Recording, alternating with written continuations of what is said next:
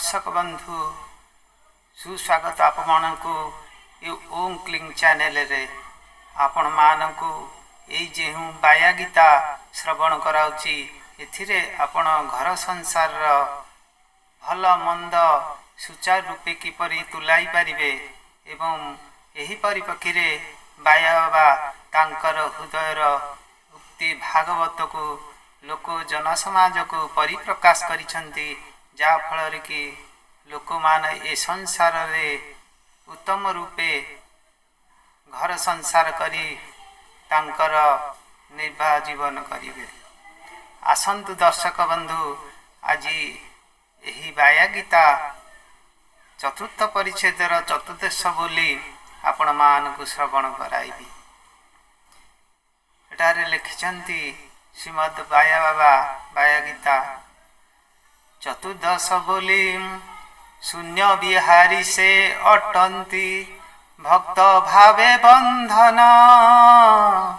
भावना अंतर होइले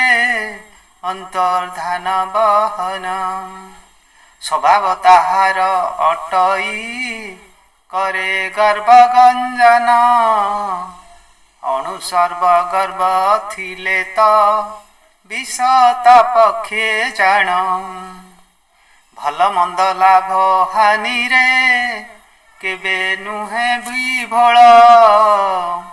हास्य मुख हुआ सर्वदा मन करी निर्मल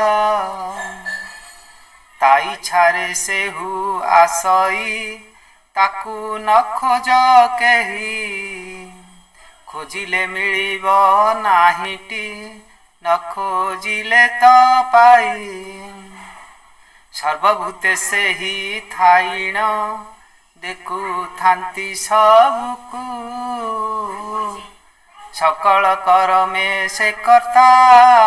केही न देखे तांकु सकल करमे से कर्ता केही न देखे तांकु